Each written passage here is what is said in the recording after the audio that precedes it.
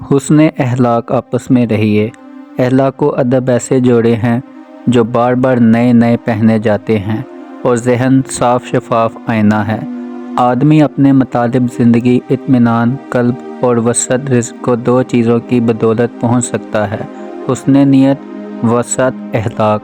6 چیزیں ایسی ہیں جن سے آدمی کے اخلاق کی جانچ ہو سکتی ہے: رضا، خوف، غضب، امن، منع، رغبت۔ بے شک اللہ تعالیٰ اس بات کو پسند فرماتا ہے کہ جس طرح انسانیت کی نیت اس کی اطاعت میں مضبوط و قوی اور خالص ہو، اسی طرح لوگوں کے حق میں اچھی ہو، یعنی کسی کے ساتھ بدحلقی یا بدسلوکی کا اسے خیال نہ آئے۔ بے شک لوگ سونے چاندی کی نسبت اچھے ادب کے زیادہ محتاج ہیں، اور بے شک مکارم اخلاق میں اس کا نام ہے کہ جو تجھ سے قطع تعلق کرے تو اس سے میل جول رکھ، اور جو تجھ پر ظلم کرے تو اس سے درگزر کر۔ جو شخص خود اپنے گھر والوں کے ساتھ برا کرتا ہے، اس سے دوسروں کی بھلائی کی کیا امید بھلا ہو سکتی ہے؟ اور بے شک سب سے اچھی زندگانی والا وہ شخص ہے جس کی زندگانی سے لوگ پر سکون اور مطمئن رہیں، اور جو شخص اپنے ماں باپ کے ساتھ نیک سلوک کرتا ہے، اس کی اولاد اس کے ساتھ نیک سلوک کرتی ہے۔ ہر وہ دن تمہارے لیے عید ہے جس دن تم اپنی ماں سے مسکرا کے بات کرو۔ جس شخص میں حسن خلق موجود ہوتا ہے، اس کے دوست زیادہ ہوتے ہیں اور اس کے ساتھ لوگوں کو محبت ہو جاتی ہے۔ جس شخص کے اخلاق خراب ہو جاتے ہیں، اس کی روزی تنگ ہو جاتی ہے، اور جس کے اخلاق درست ہوں گے، اس کے رزق میں وسعت اور برکت پیدا ہونے لگتی ہے۔ لوگوں کے ساتھ نیک سلوک کرنا اللہ تعالیٰ کی رحمت کو پانا ہے۔ ادب سیکھنے سے تعلقات اور زیادہ بڑھ جاتے ہیں۔ کم ظرف کی عادت ہے کہ اگر اس سے کسی کے ساتھ نیک سلوک ہو جائے تو اس کو اپنا قرض خیال کرتا ہے اور ہمیشہ اس کو واپس لینے کی خواہش رکھتا ہے۔ نیت عمل کی بنیاد اور حیا پسندیدہ خلق ہے۔ حسن خلق جیسا کوئی ساتھی نہیں اور بدظن شخص کا کوئی دین و ایمان نہیں۔ فضائل اور بزرگیوں کا حصول کرم اخلاق اور بذل مال پر ہے، اور جنت کا دخول گناہوں سے پرہیز پر موقف ہے۔ ایمانداری بہت اچھا خلق ہے۔ اچھی سیاست نرمی اور رفق ہے، اور کتاب ایک اچھا استاد ہے۔ اگر انسان میں تھوڑا سا ادب ہو تو وہ بہت سی نسبی فضائل سے اچھا ہے۔ اللہ تبارک و تعالیٰ اپنے بندے کو دنیا یا آخرت کی جس قدر نعمتیں عطا فرماتا ہے، یہ اس کے حسن خلق اور نیک نیتی کا ثمرہ ہے، اور جس قدر رد دنیا کی تکالیف یا آخرت کے عذاب سے دور کرتا ہے تو یہ اس کے رضا پہ قضا اور دنیاوی مصائب پر صبر کا ثمرہ ہے۔ آمدگی اخلاق سے وسعت اور رزق کے خزانے ہاتھ آتے ہیں۔ بے شک تمہیں چاندی سونا کمانے کی نسبت ادب حاصل کرنے کی زیادہ ضرورت ہے۔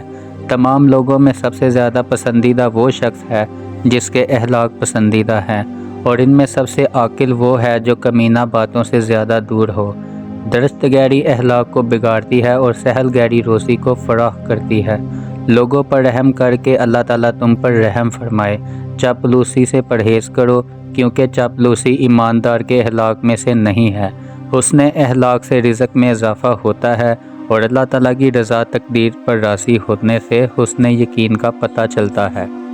حسن خلق کو لازم پکڑیے کہ یہ لوگوں کے دلوں میں تیری محبت پیدا کرنے کی کڑی ہے، اور خواندہ پیشانی کو لازم پکڑیے، یہ دوستی کی زنجیر ہے۔ آدمی کی فضیلت و بزرگی کا نشان اس کی عقل اور اس کے حسن خلق سے ہے۔ مکارم اخلاق کی غایت اثار میانہ روی کا ثمرہ قناعت، اور آدمی کے کمال کی غانت حسن عقل ہے۔ لوگوں سے اس طرح سے پیش آیا کرو کہ اگر مر جاؤ تو وہ تم پر روئیں۔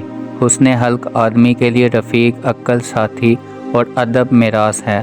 اپنے افسر کے ساتھ صفاحت سے پیش آنا ایسی جہالت ہے جس سے آدمی کی جان ہلاک ہو سکتی ہے، اور اپنے ماتحت کے ساتھ سبکی سے برتاؤ کرنا ایسی نادانی ہے جو آدمی کے اخلاق کو بٹا لگا دیتی ہے۔ عمدہ صفات کے ساتھ موصوف اور گندگی اور رذیل اور ادا سے منتفر اور بیزار ہو جائیں۔ حسن خلق شرافت طبع کا نشان اور رزق کی وسعت اللہ تعالیٰ کی نعمت بے پا ہے۔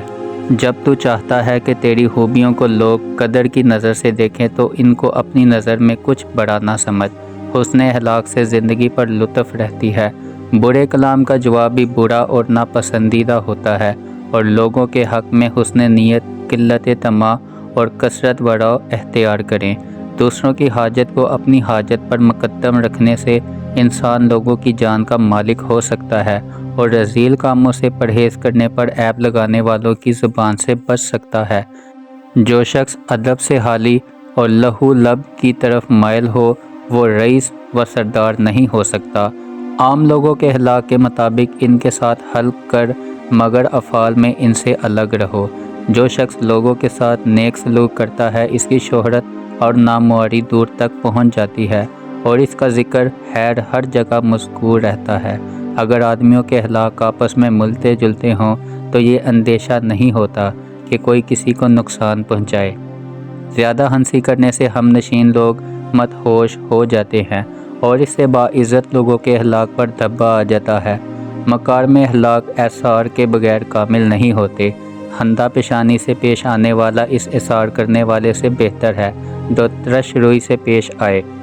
ہر دن کی شام مکارم اخلاق میں تمام کرو، اور جو لوگ غافل سوئے پڑے ہیں، صبح سویرے ان کی حاجت روائی کا انتظار کرو۔ حسن حلق نہایت اچھا ساتھی اور غرور و تکبر اندرونی بیماری ہے۔ حسن حلق ایک گونا بخشش اور عطا ہے، اور کسی چیز کو اچھی طرح چھوڑ دینا ایک قسم کی راحت ہے۔ آدمی کا ہاتھ اس کے فضل و کمال کی کسوٹی اور بزرگی کی جانچ کا ذریعہ ہے۔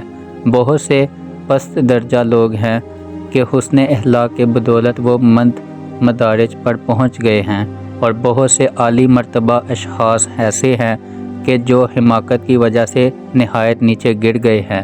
حسن حلق تمام نیکیوں کا سر ہے، اور اچھی طرح کشادہ پیشانی رہنا شریفوں کی خصلت ہے۔ حسن ادب نہایت بہتر نسب اور بہت بزرگ حسب ہے۔